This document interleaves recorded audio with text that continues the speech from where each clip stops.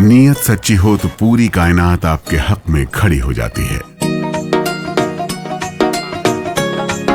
ਮਾਨ ਸਰਕਾਰ ਨੇ ਨਹਿਰੀ ਪਾਣੀ ਦੀ ਸਮੱਸਿਆ ਨੂੰ ਨਜਿੱਠਣ ਵਾਸਤੇ ਬਹੁਤ ਵਧੀਆ ਕੰਮ ਕੀਤੇ ਆ। ਸਾਡੇ ਖੇਤਾਂ ਨੂੰ ਪਾਣੀ ਪੂਰਾ ਲੱਗਣ ਲੱਗ ਪਿਆ ਜੀ। मांझा, मालवा, दुआबा और पुआध के इलाके दुआएं दे रहे हैं। ਮਾਨ ਸਰਕਾਰ ਦਾ ਬਹੁਤ ਬਹੁਤ ਧੰਨਵਾਦ ਕਰਦੇ ਹਾਂ। ਐਸ ਜੂਨ ਜੁਲਾਈ ਜਦੋਂ ਝੋਨੇ ਦੀ ਫਸਲ ਹੋਊਗੀ ਇਹ 85% ਤੇ पहुंच जाएंगे। दोस्तों, एक तरफ दिल्ली के अंदर आज भूख हड़ताल होने जा रहा है, वहीं दूसरी तरफ मोदी जी के गुजरात में भयंकर विरोध होना शुरू हो चुका है। यानी कि दोस्तों, मोदी जी के राज्य, मोदी जी का गृह राज्य गुजरात में नीट पेपर लीक को लेकर के धर्मेंद्र प्रधान बीजेपी सरकार का भयंकर विरोध होना शुरू हो चुका है। पुतले तक फूके जा रहे हैं दोस्तों। यानी कि एक तरफ दिल्ली के जंतर मंतर पर भूख हड़ताल होना शुरू हो चुका है। महज कुछ ही देर के बाद तस्वीरें आनी शुरू हो जाएंगी। हालांकि अभिजीत दीपके ने न सिर्फ ये आरोप लगाया कि कई लोगों को हाउस अरेस्ट किया जा रहा है, आने से रोका जा रहा है, बल्कि लोगों को भारी तादाद में उस आंदोलन में ज्वाइन करने की बात कर रहे हैं कि आप सब लोग आइए और इस आंदोलन का हिस्सा बनिए।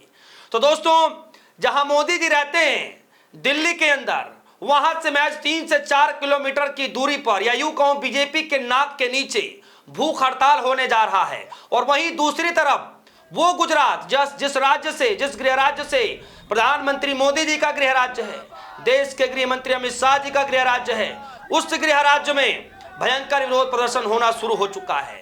तो दोस्तों, आज हम इस खबर में बातचीत करेंगे कि आखिर अचानक एकाएक पूरे देश भर में विरोध प्रदर्शन होना क्यों शुरू हो रहा है। दरअसल दोस्तों, इसके पीछे एक कहानी है। कहानी ये है कि आप देखिए कि पिछले कई दिनों से पेपर लीक मसले को लेकर के न सिर्फ कॉकरोचों ने मोर्चा खोल रखा है, बल्कि कांग्रेस पार्टी, राहुल गांधी के सिपाही, खुद राहुल गांधी भी किस तरीके से सरकार के खिलाफ मोर्चा खोल रखा। आप सबको पता है, मुझे बताने की जरूरत नहीं है। पूरी तैयारियां होनी शुरू हो चुकी है। लेकिन अभी थोड़ा सा मामला शांत हुआ। हालांकि विरोध प्रदर्शन नहीं रुका धर्मेंद्र प्रधान के खिलाफ, थोड़ा सा मामला शांत हुआ तो कल के दिन टीईटी का एग्जाम भी रद्द हो गया। यानी कि वो पेपर भी लीक हो गया। महाराष्ट्र के अंदर में जो एग्जाम आज होना था, एक दिन पहले ही वो पेपर लीक हो गया, जिसको लेकर युवाओं के अंदर और गुस्सा हो गया, उन पेरेंट्स के अंदर और गुस्सा हो गया कि आखिर इस देश के अंदर हो क्या रहा है। क्या हम एक भी पेपर सही से नहीं करा सकते? क्या बिना लीक के एक भी पेपर नहीं हो सकता? और सबसे बड़ी बात है दोस्तों कि आप सारी व्यवस्थाएं कर रहे हैं। वही सवाल कई एक्सपर्टों ने बहुत पहले पूछा था, जब सरकार ने यह कहना शुरू किया कि अब हम एयरफोर्स का सहारा लेंगे नीट पेपर को पहुंचाने के लिए। यानी उस रास्ते को नहीं अपनाया गया जो परमानेंट रास्ता हो, कि लीक करने वाला वो गिरोह कौन है, उसके तह तक पहुंचने की बजाय दूसरा रास्ता अपनाया गया। मैं कहता हूं कि आपने नीट का पेपर तो सही जगह से पहुंचा दिया, सही ठीक टाइम पर भी पहुंचा दिया, आपने लीक होने नहीं दिया दोबारा।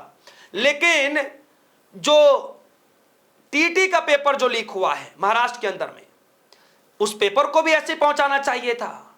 वो लीक कैसे हो गया?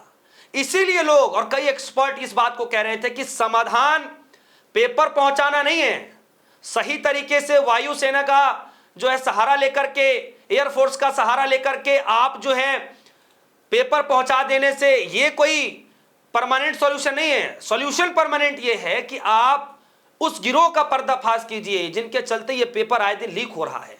आखिर इस गिरोह की जड़ कौन है इसका मास्टरमाइंड, ये आपको पता लगाना पड़ेगा। लेकिन आपने ऊपरी से ये काम तो कर दिया, लेकिन उसका नतीजा है कि फिर से एक पेपर लीक हो गया। बताइए। और यही सवाल है दोस्तों कि आज न सिर्फ दिल्ली के जंतर मंतर पर एक नई उम्मीद, नई जोश के साथ लोग भूख हड़ताल में सम्मिलित होने जा रहे हैं, बल्कि उस गुजरात में भी पुतले फूके जा रहे हैं बीजेपी सरकार का, जहां पर खुद मोदी जी की सत्ता है, खुद मोदी जी वहीं के रहने वाले हैं, खुद देश के गृह मंत्री अमित शाह जी वहीं के रहने वाले हैं वहां पर। तो दोस्तों, ये जरा सूरत की वीडियो देखिए, किस तरीके से वहां पर लोग सड़कों पर उतर पड़े हैं, युवा साथी सड़कों पर उतर पड़े हैं और किस तरीके से पुतले फूक रहे हैं। ये सूरत की तस्वीर है। न सिर्फ सूरत की दोस्तों, कई हमने तस्वीरें, हमने खबरें भी दिखाई कि किस तरीके से अहमदाबाद के अंदर भी विरोध हुआ, गुजरात के कई इलाकों में विरोध हुआ।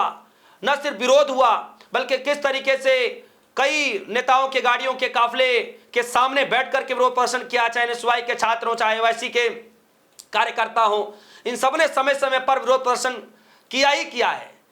लेकिन एक चीज जो नहीं कर पा रही है सरकार, वो है धर्मेंद्र प्रधान का इस्तीफा, उनको बाहर निकालना, उनको कुर्सी से हटाना। बस यही काम नहीं हो पा रहा है। तो दोस्तों यही कारण रहा कि आज युवाओं के अंदर फिर से गुस्सा फूट पड़ा है, क्योंकि अभी एक पेपर लीक का मसला शांत भी नहीं हुआ कि अब फिर से एक और पेपर लीक हो गया। यही कारण है दोस्तों। और इसीलिए कल दिल्ली के अंदर कांग्रेस पार्टी ने दिल्ली के राजघाट से लेकर के जंतर मंतर तक एक मार्च निकाला।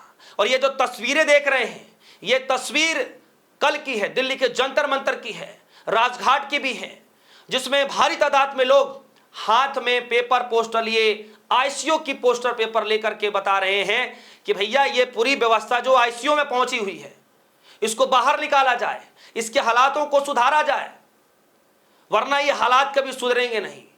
और दोस्तों यही सवाल बार बार पूछा जा रहा है कि आखिर ऐसा क्या है धर्मेंद्र प्रधान में जो सरकार उनको पद से हटाना नहीं चाहती।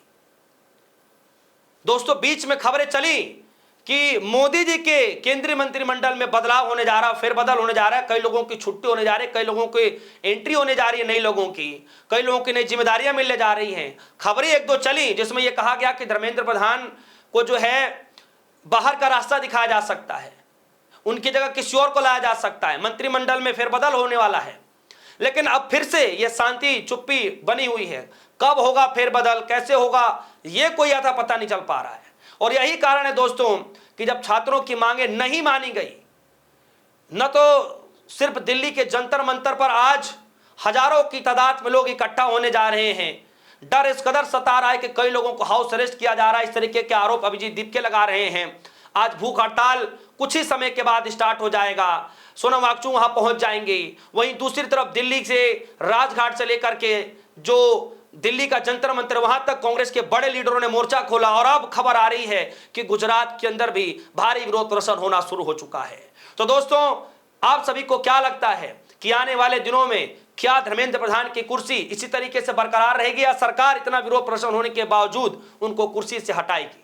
आपकी जो भी राय होगी वीडियो कमेंट सेक्शन में समझाइएगा, अपनी राय रखिएगा। फिलहाल के लिए दीजिए इजाजत, देखते रहिए DS4 न्यूज़। धन्यवाद।